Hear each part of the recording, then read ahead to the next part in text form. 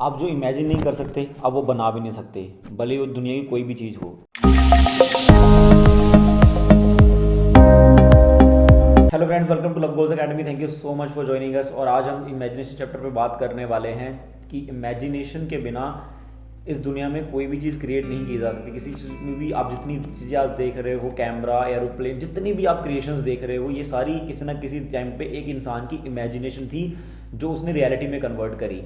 Sometime ऐसा हो सकता है कि आपकी इमेजिनेशन को लोग, आपकी जो बात है, जो आपका जो आइडिया है, उसको लोग बिलीव ना करें। उसका एकमात्र रीज़न है कि वो जो आप इमेजिन कर पा रहे हो वो लोग इमेजिन नहीं कर पा रहे हैं। तो आपको विश्वास रखना है अपनी इमेजिनेशन पे, तो आप वो चीज़ कर सकते हो।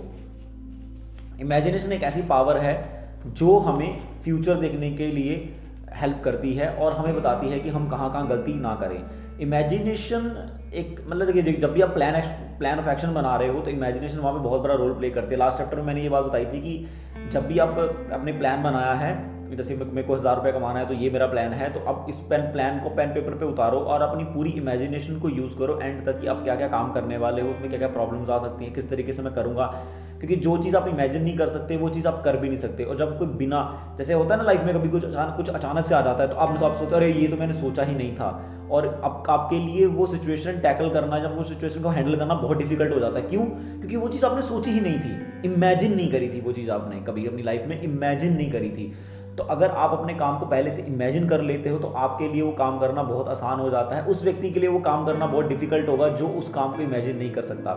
तो यहाँ पे ऑथर बताते हैं दो तरीके की इमेजिनेशन होती है। एक होती है सिंथेटिक इमेजिन, एक होती है क्रिएटिव इमेजिन। अब सिंथेटिक इमेजिनेशन क्या होती है? वो इमेजिनेशन जो हम प्रीवियस नॉलेज, जो पहले से नॉलेज गैदर हो रखी है, उसको इकट्ठा करके हम अगर सोचते हैं, जब कुछ बनाते हैं, तो उसको हम कहते हैं सिंथेटिक इमेजिनेशन। बट जो क्रिएटिव इमेजिनेशन होती है वो एक ऐसी इमेजिनेशन होती है जो हमें हायर इंटेलिजेंस के साथ जोड़ती है और कुछ नया क्रिएट करती है। जब भी कुछ दुनिया में कुछ नया क्रिएट किया जाता है तो वो क्रिएटिव इमेजिनेशन के थ्रू ही होता है। तो इमेजिनेशन, और यहाँ पे ऑथर बताते हैं कि इमेजिनेशन भी हमारे शरीर का, हमारे बॉडी का एक ऐसा, या हमारे माइंड का एक ऐसा पार्ट है जिसको हम लगातार अगर यूज़ करें तो हम उसको ज़्यादा अच्छे से यूज़ कर सकते हैं, जैसे बाकी मसल्स की तरह। तो बहुत ज़रूरी है कि आप अपनी इमेजिनेशन को ज़्यादा यूज़ करो और उस पर विश्वास करो।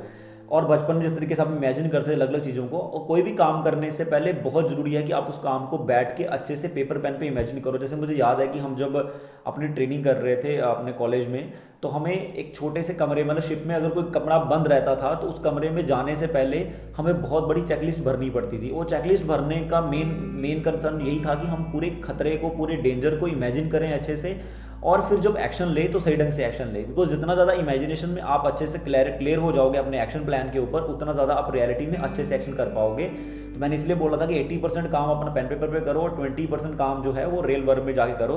तब ये होगा कि आपको 80% रिजल्ट मिलेगा 20% काम से।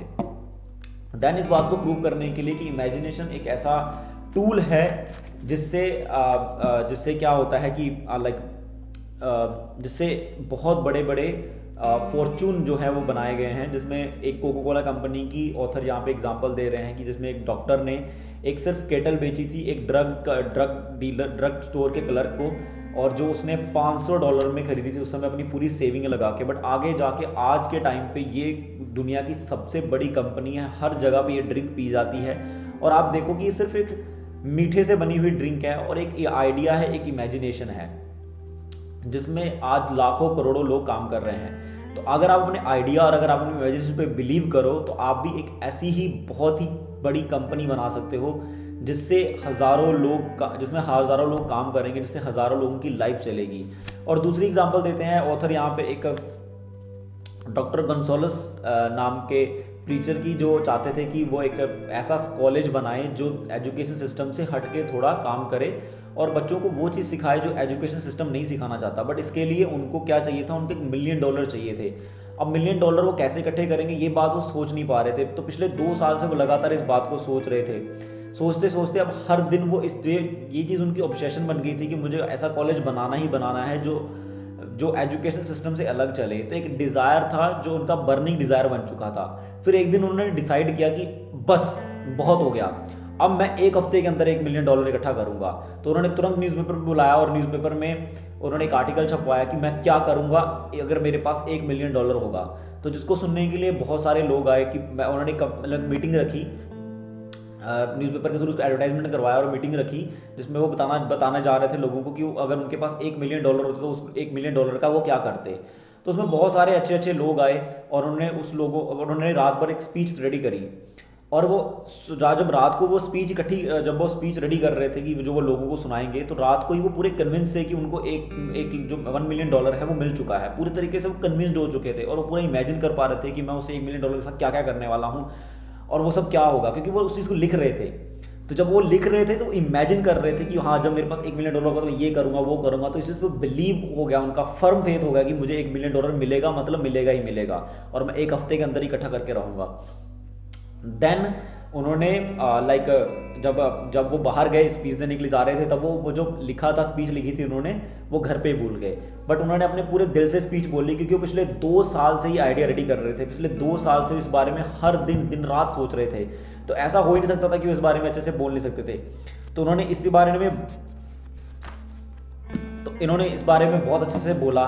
और वहाँ पे एक मिस्टर आर्मर थे जिनको उनका आइडिया बहुत ही पसंद आया। तो उन्होंने बोला कि ठीक है, आप मेरे को कल आके मेरे ऑफिस में मिलो तो मैं आपको $1 मिलियन देता हूँ और मुझे पूरा विश्वास है कि आप जो बोल रहे हो आप इसको बना लोगे। देन उनको $1 मिलियन मिला और आगे जाके उन्होंने आर्मर इंस्टीट्यूट ऑफ टेक्नोलॉजी को स्टार्ट किया करी, जो आज इलिनॉइस इंस्टीट्यूट ऑफ टेक्नोलॉजी के नाम से फेमस है।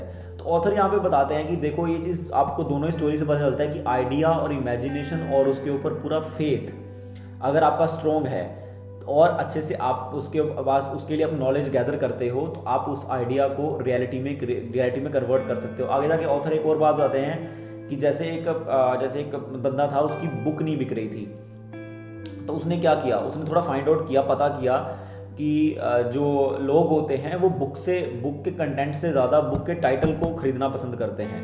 तो उसने क्या किया, बस बुक का टाइटल बदल दिया। मतलब एक आइडिया आया उसके माइंड में, थोड़ा सा इमेजिनेशन लगाई उसने और एक नया टाइटल बनाया, और उस टाइटल की वजह से उसके बुक की हज़ारों कॉपियाँ बिकी।